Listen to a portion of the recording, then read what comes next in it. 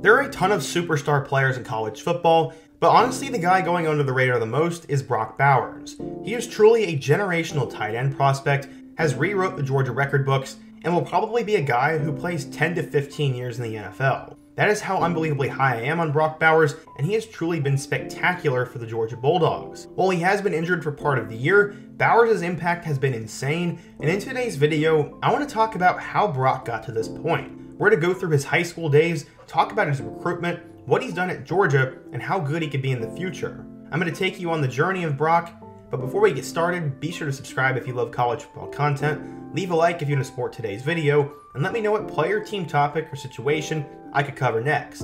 Now let's get started and talk about the insane rise of Brock Bowers.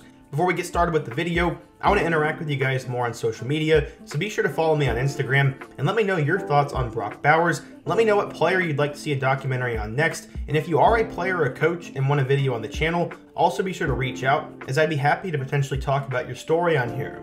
Now let's get back to Brock. Going back in time, football would run in his family, as his dad, Warren Bowers, played center at Utah State. His mother also played sports, as she played softball for Utah State, and his sister also was a D1 athlete at Sacramento State. Brock took a liking to football just like his dad, and one player really influenced him. He said, quote, "I grew up watching John Boyett play, and that's honestly why I wanted to play football. He was probably one of my biggest inspirations in the football world, and watching him go and play at Oregon was really cool for me." The family in general was super competitive, as his dad said, quote, "We were pretty intense, let's put it that way. Everything from front yard football to Easter egg hunting." Bowers ended up loving sports as he played football, baseball, basketball, and soccer, and his mom called him a Little League All-Star. Eventually, the slower pace of baseball got him into that sport, but he was still stuck between the others. He didn't play football until he was in 5th grade, but then he decided to skip his 6th grade year. He would then play in 7th, and then skipped his 8th.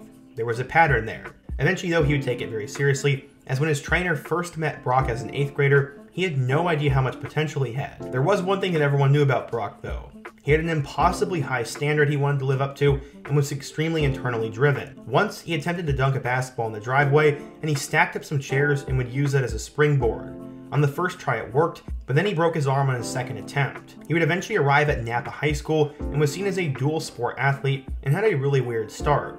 During his freshman year, Bowers filled the role of a triple option quarterback and would play for the JV squad. His sophomore year is when Brock would truly begin to take off, as he played both football and basketball, and for a little while it actually looked like hoops would be his sport of choice. At the time, he was 6'4" and 230 pounds, so basketball wasn't a terrible option. Then, he went to the Nike opening regional and ran a 4.55 40 and had a 40.2-inch vertical. Combining that with a strong season as a receiver and tight end for Napa, he earned his first offer to Nevada. Oregon State would eventually offer a few weeks later, and then offers would really start to pile up. In total as a sophomore, he finished with 42 catches for 620 yards and 7 touchdowns. Bowers had established himself as a force, and there was one particular tournament in Southern California where he really turned heads. One of his coaches said, quote, "He was playing receiver, was playing tight end, and was playing linebacker. He was doing everything right, and on offense, he was getting double, tripled, and even quadruple covered, and was still making catches." The guy running the tournament over and over said, "Who the heck is that kid?" And we were like, "That's Brock Bowers, and he's the best player I've seen all this spring," he said. From there, his offer sheet would grow even more stacked, and he blew up into one of the top players in the country. And to start out his junior season, he ran the opening kickoff back for a touchdown. Brock was extremely good, as he caught 39 passes for 1,098 yards and 14 touchdowns in 2019. He also played on defense as a linebacker and defensive lineman, and apparently Brock never wanted to come out of the game. In 2019, he won the award for the Napa County Football Player of the Year, and during his time, he was a star, but honestly wasn't that worried about college. Bowers said, quote, "Sometimes I think about what I want to do in college, but I don't really think about it while I'm going through practice and my day-to-day stuff. I'm just focusing on what's happening during the day and with the team." In his last 2 years combined, Brock had 21 touchdown catches and over 1,700 receiving yards. But where would he go? Eventually, he decided to pick Georgia because he liked the small town feel of Athens, the Georgia coaching staff, and especially their position coach, Todd Hartley. He also liked the stability and winning culture at UGA, but he was going to be stuck behind some big-time players such as Darnell Washington and Arik Gilbert at the time. After the 2020 season was postponed, Brock would decide to enroll early at Georgia. He was completely devastated. His dad said, quote, "Brock was devastated. They kept moving the bar, so he was pretty wound up, upset, disappointed, and frustrated. That's the last thing you need going into your senior year, right? You want to have a good time and be a kid on the block. It was a shame." Yep, the 2020 college football season was canceled, and while they did bounce around the idea of moving to a state where games were played, they ended up deciding to stay where they were, and he just decided to train. Apparently one time, Bowers got so frustrated, he pounded his hand on the counter and shook the house, but as I said, he spent his senior year training in local parks, and just getting better, and just controlling what was actually in his hands. Combining all these factors, Bowers was a big deal. According to 24/7 Sports, he was a 4-star recruit, the number 2 tight end, and the 59th best player in the class of 2021. So, how would he end up doing at Georgia?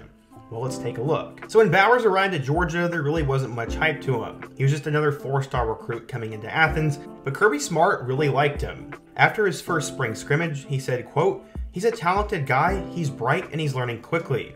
He has some good speed and burst, and has great hands. He has a ways to go in the blocking game, but in terms of the run game, he's going to develop, and he's got toughness." Senior linebacker Quay Walker said that Bowers was wired differently, and that by the way he pushed himself, you'd never think he's a freshman. Their wide receiver Kearis Jackson compared him to Travis Kelce. So yeah, on the interior of the program, there was a lot of hype for Bowers, and eventually people started to hear that he was running with the first team. Many thought he'd have a chance to play against Clemson, and that's exactly what he did. He ended up introducing himself to the college football world as he caught 6 passes for 43 yards. He led Georgia in both catches and yards, and they ended up beating Clemson in that really weird Week 1 game. From there, he'd end up taking over the Georgia offense as he caught 3 passes for 107 yards and 2 touchdowns the following week against UAB, and would continue to shine. He had 2 touchdowns in a road victory over Vanderbilt, helped them beat number 18 Auburn, and then against number 11 Kentucky, had the best game of his regular season. He caught 5 passes for over 100 yards and 2 scores in that one, and Bowers was a touchdown machine. He finished the regular season strong, as against Georgia Tech and Charleston Southern combined, he caught 7 passes for 136 yards and 4 total touchdowns. He'd helped Georgia to an undefeated 2021 regular season, and they would match up against number 3 Alabama in the SEC Championship. In that game, Bama would put their foot on Georgia's throat, but Bowers did not give up. He ended up catching 10 passes for 139 yards and a touchdown, and his 1 touchdown catch was insane. He broke through what seemingly felt like 10 defenders, and he looked like Megatron running through the Alabama defense. It ended up being too little too late, as Georgia lost 41-24, but they were still headed to the college football playoff. Against number 2 Michigan, Bowers would catch 5 passes and a touchdown, and then in the rematch against Bama, Bowers also had a great game. In the national championship, he'd catch a touchdown, and after a late pick 6 by Keely Ringo, Georgia would win their first national championship in a long time, and Bowers was a huge part of it. As a freshman, he caught 56 passes for 882 yards and 13 touchdowns. This was an incredible freshman year, and Nick Saban said, quote, "Bowers is one of the premier players in college football. He's a good blocker, he's physical, he's tough, and he has wide receiver skills in every way, shape, or form." What's even crazier is that apparently he was playing with a shoulder injury during the college football playoff, and this guy was absolutely tough. In 2022, there was a lot of hype for Bowers as he was a preseason All-American, but admittedly he did have a little bit of a fall off. In Week 3 against South Carolina, he caught 5 passes for 121 yards and 2 touchdowns, but that was his only great receiving game through the first 7 weeks. Against Kent State, he did have 2 rushing touchdowns, but Georgia's offense was more simple, and they weren't playing much in the second half, so Bowers' stats weren't as great. Against Florida, though, he'd end up having another breakthrough performance as he caught 5 passes for 154 yards and a touchdown, and then helped them beat number 1 Tennessee the following week. After that, on the road against Mississippi State, he caught another touchdown, and then would finish the year at home with another touchdown against Georgia Tech. Georgia once again went undefeated in the regular season, and he'd once again put on a show in the SEC Championship game. Against number 14 LSU, he caught 6 passes for 81 yards and a touchdown. Georgia would once again qualify for the college football playoff, and in their first round game against Ohio State, he ended up catching 4 passes for 64 yards. Because of a missed field goal, Georgia would end up winning and would advance to the national championship. Against number 3 TCU, Georgia absolutely killed them, winning 65-7, and along the way, Bowers had 7 catches for 152 yards and a touchdown. In total, Bowers caught 63 passes for 942 yards and 7 touchdowns. He was still extremely productive, but his touchdown number did go down a bit. Still though, he was an All-American, and many were saying he was one of the best tight ends to ever walk through college football. While all those games were great, his best performance by far came during the 2023 season. In Week 1 against UT Martin, he had over 80 yards and a touchdown, and then in Week 3 would help them beat South Carolina after a sluggish start. The next 2 games though, he went on a tear. Against UAB, he caught 9 passes for 121 yards and 2 touchdowns, and then against Auburn, in my opinion, he had the best game of his career. After Georgia was struggling on the road in Jordan Air Stadium, the Bulldogs decided to go to their best player for a win. Seemingly in that 4th quarter against the Tigers, Bowers caught every pass, he was targeted every play, and eventually scored the game-winning touchdown. They went up 27-20 and ended up winning because of Bowers. Literally before the play, everyone knew where the ball was going, and Bowers still made it happen. For Auburn fans, this had to be absolutely ridiculous, as you'd think you'd put 5 or 6 guys on him at that point. Make someone else beat you, but that is not what happened. But then he'd keep going strong. He caught 7 passes for over 100 yards and a touchdown against number 20 Kentucky, and then had 4 early catches against Vanderbilt before he went down with an injury. This was extremely tough, and he would miss nearly a month of football. Luckily, he would return against number 9 Ole Miss, and in their blowout over the Rebels, he caught 3 passes and a touchdown. After that, he'd play on the road against number 18 Tennessee, and in that game, he caught 7 passes for 60 yards and a score there. That would end up being the end of his regular season, and he would prepare to play against number 8 Alabama in the SEC Championship.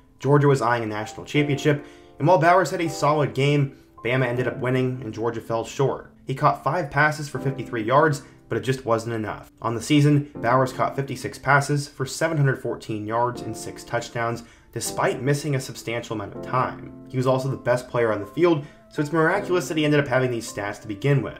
And Bowers will go down as the best tight end in Georgia history and will likely be a first-round pick. While some people are worried about how he'll translate to the NFL, personally, I don't have any issues. He'll be the hardest worker in the room, he'll play tougher than anybody else, and he has the natural God-given talent. I think Bowers will be a great steal for whoever gets him in the first round, and personally, I think he'll be a mid to late first-round pick. I'm excited to see what he does in the NFL, and Bowers really epitomizes what Georgia's become. A guy who works his tail off, has a lot of natural talent, and wants to win. That right there is the story of Brock Bowers, and if you enjoyed the video, be sure to give it a like, let me know your thoughts down below, let me know what player I should cover next, subscribe if you're new, and check out all my other videos on the end screen, including my video about the rise of Cody Schrader. I hope to see you guys again soon, but until next time, peace.